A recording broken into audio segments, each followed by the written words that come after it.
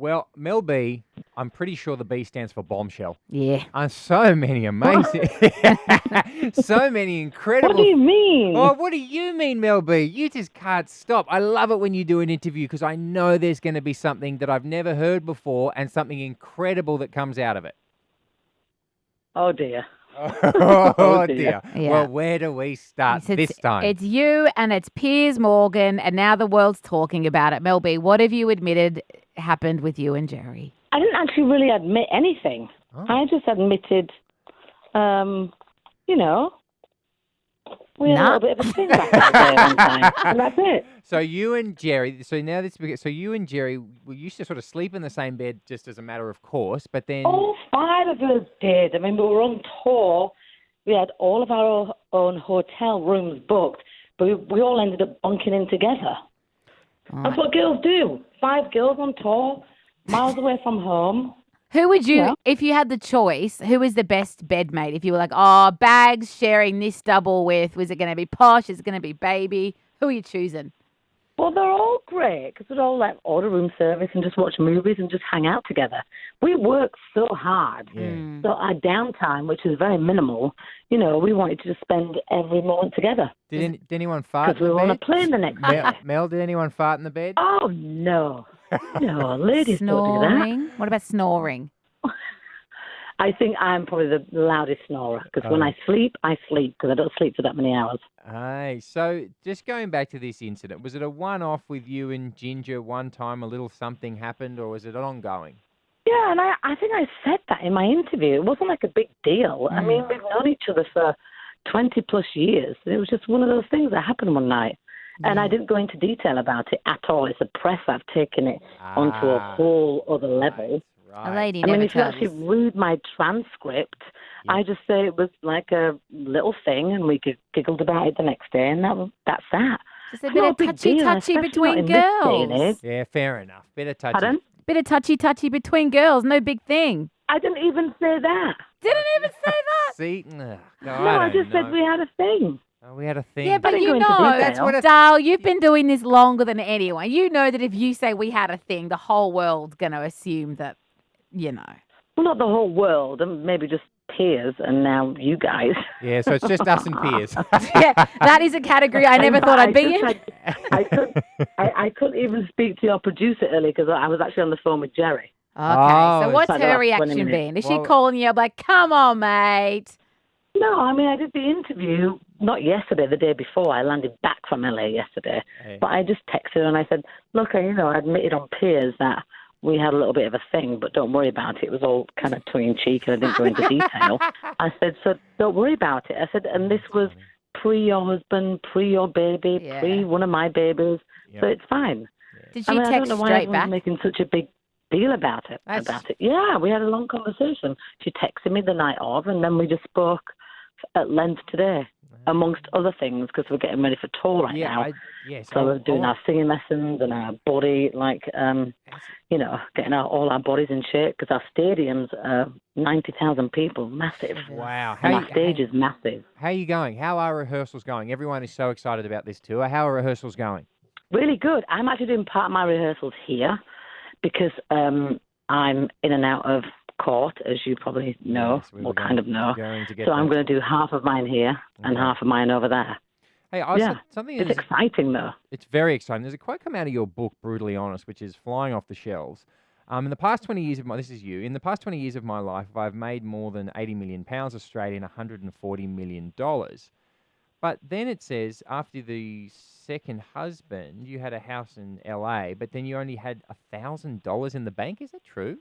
Well, that was when I left, yeah. When you left, okay. And yeah, I did earn money that year when I left. Yeah. I did America's Got Talent, and I had lots of lawyers' fees, and was in a rented, gated community in case I felt safer like that. Yeah. But, I've worked for 10 years solid, so the question is, where did all my money go?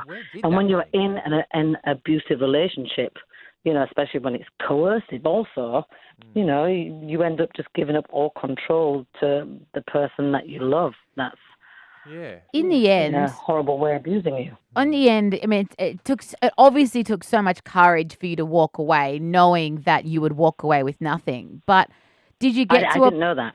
I didn't know I was walking away with nothing. But did you get to a point where you thought anything is better than being in this relationship? Like, what did it mean for you to walk away? I mean, I tried to leave like 7 times, and that's quite a regular statistic when you're in that kind of relationship. You know, you try and leave, but then you're isolated, so you have nowhere to go. You have no family, no friends, because over the years or over months in some situations, they managed to cut you off from everyone and everything. That's why my work and my school runs were my savior, because it was without him. Yeah. And it's not just, everyone thinks abuse is just physical abuse. No. It's the mental abuse. It's the control. And you end up losing that because they're very good at kind of making that happen. So before you know it, you don't even know where your phone is. You have no credit card. You have no money accessible to you. You have no one around you that can help you because they're all under his control. And at what point did you realize that you had no money? Was it a supermarket run and your credit card declined? When did you realize? No, it was when I left. When you left. When I left, the day that I left. The day that I properly left, should I say. Yeah. Because I tried to leave like 7 or 8 times before. Mel, is it nice saying about that, being cut off from your friends and all of that? Is it sort of nice now to have the big tour to go to because you are, working and you are also going to be spending time with some of your oldest friends? Yeah, I mean, I left him 2 years ago, and I'm rebuilding my relationship with my mother and my best friend from school and my sister and just people that are really important to me that I didn't really see or speak to for 10 years. And so that is serendipitous because you want to say sorry and it's not your fault, but you also want to rebuild. But it's, because we don't really talk about these things quite openly, but now we are. So I'm kind of thankful for that. And even if it's just me talking about it loud and proud because I am in the spotlight, then hopefully it will open up a conversation generally with just normal people at dinner or people at home with their kids. Absolutely. To start teaching people. Because people would see your life as being just incredibly glamorous, like you fly around the world. Like you worked here at 2DayFM, you've worked here in Australia, a number of things. You've got so many fans worldwide. People would, until they hear you speak, they would never think that anything except for your life was incredibly glamorous. No, it was incredibly glamorous, but behind closed doors, you don't really know what happens, but I'm speaking out about it. Yeah. And when I first released my book in November and I went to a refuge in my hometown and I sat with these 12 women that are essentially in hiding. They fled from their abusive relationships. My story was exactly the same as their story. Their story was exactly the same as mine. It's an epidemic. And one good thing, when I went to 10 Downing Street, I was speaking to the people in power there. And I said, why isn't it taught in schools just alongside with sex education and maths and history and science? And the bill is going to be passed in the UK for kids to be taught what is a healthy relationship or not, which I think is really important. Good. Yeah, that's very, very good. Fantastic. We do need to let you go, but listen, the Spice World, we know the tour starts May 24. In Spice Dublin. World is the movie. Oh, Spice. sorry. You What's the just said tour Spice called? World. Oh, did I say Spice World? Sorry about that. Actually, I don't think we even It's his have favourite names for movie. the actual So, tour well, yet. you know why I love It's that? my favourite movie. It's one of my favourite movies because Richard E. Grant's in it, one of my all-time favourite actors, but we move on from there. There you go. And Meatloaf, too. Let's not forget Meatloaf. Hey, tickets from the band's official website. We're sending fans over that couldn't be more excited. Now we know we have to ask this, Mel. We have to.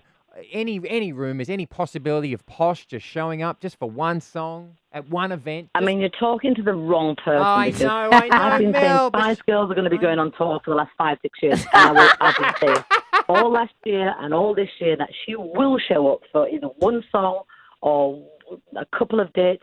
Who knows? I would like to think that she would because this is where she started. This is how she's able to do her fashion line and live such a fabulous life, just like all of us. So I'm hoping and praying that she will show up. Oh my. As of right now, there's no commitment there right now. All right. But I always we live hold in a little hope. candle for We that. live in hope. Well, Mel, we should say one of our co-hosts, Grant Denyer, is sick this week. Now, no one's got more experience hosting 2DayFM Breakfast than you.